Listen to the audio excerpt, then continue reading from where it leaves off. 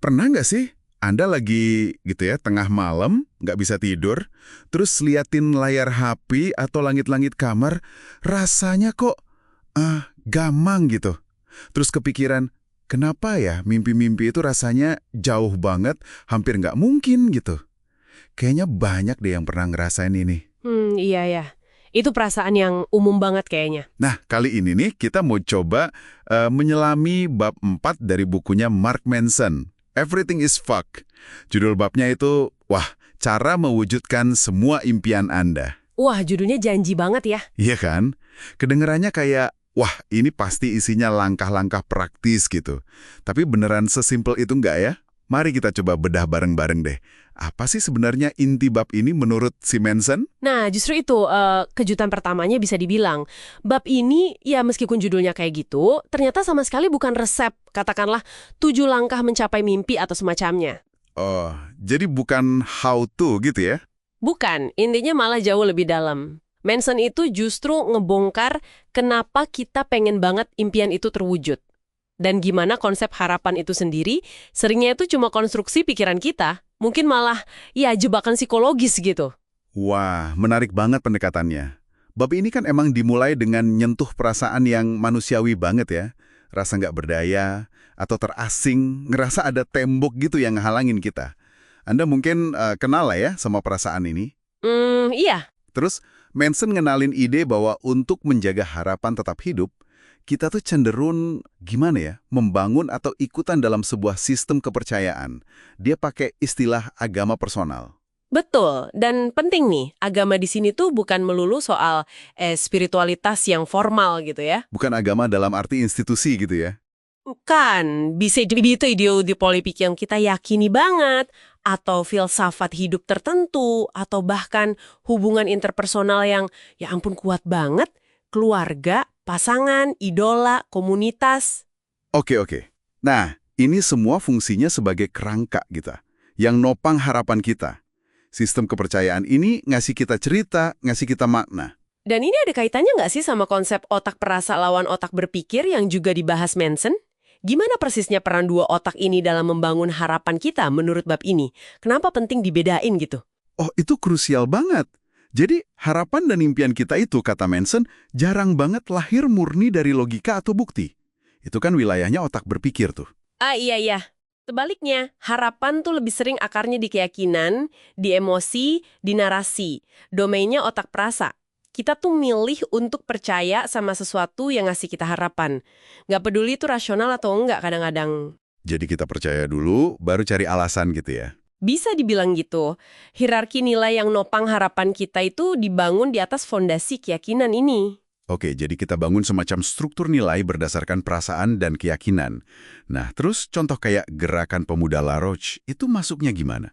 Itu kan dipakai Manson sebagai ilustrasi ya. Tepat sekali, Larouche's movement tuh kalau dianalisis sama Manson, ya contoh gimana sebuah kelompok bisa narik pengikut, terutama anak muda yang mungkin lagi kecewa atau ngerasa tersisih.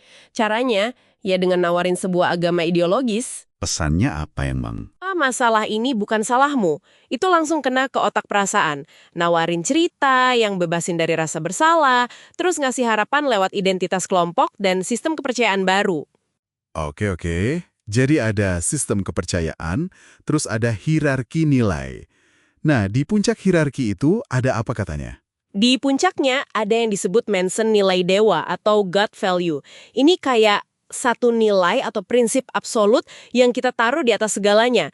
Jadi pusat gravitasi buat seluruh sistem kepercayaan kita.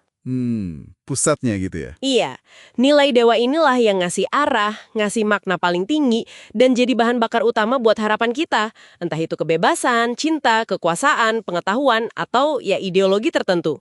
Terus, gimana soal ritual atau pengorbanan yang juga disinggung di bab ini?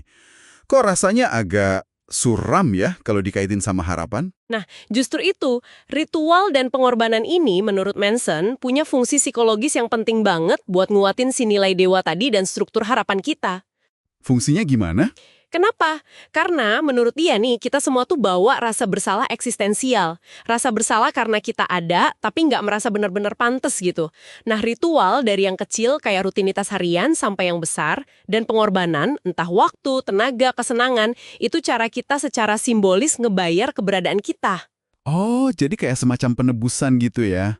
Semacam itu, untuk menegaskan komitmen kita ke nilai dewa itu dan ngeredam rasa nggak nyaman tadi. Coba deh pikirin, ritual kecil apa sih dalam hidup Anda yang tanpa sadar fungsinya nguatin harapan atau nilai terpenting Anda? Mungkin ada loh.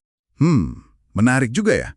Oke, jadi balik lagi nih ke judul babnya, cara mewujudkan semua impian Anda. Kesimpulannya jadi bukan daftar tindakan ya, tapi lebih ke pemahaman soal mesin psikologis di baliknya.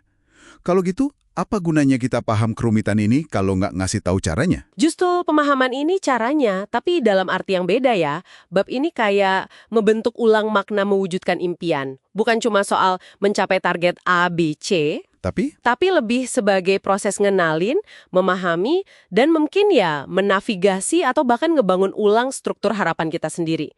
Kita diajak ngeliat gimana harapan itu sering banget terikat sama sistem nilai dan agama personal yang kita anut.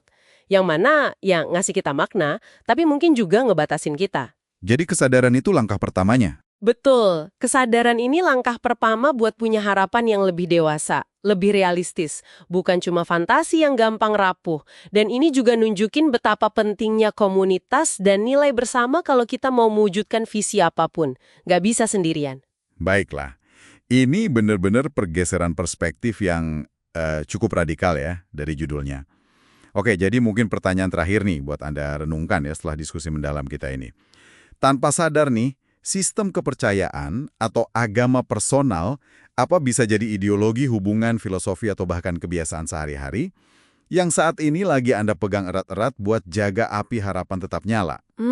Pertanyaan bagus tuh. Dan yang mungkin lebih penting lagi buat direnungkan, apakah sistem itu beneran mendorong Anda buat tumbuh, buat hadapi realitas, atau jangan-jangan fungsinya cuma kayak selimut nyaman aja yang ngelindungin Anda dari ketidaknyamanan hidup, mungkin malah dalam sebuah ilusi. Nah, itu sesuatu buat direnungkan lebih dalam lagi.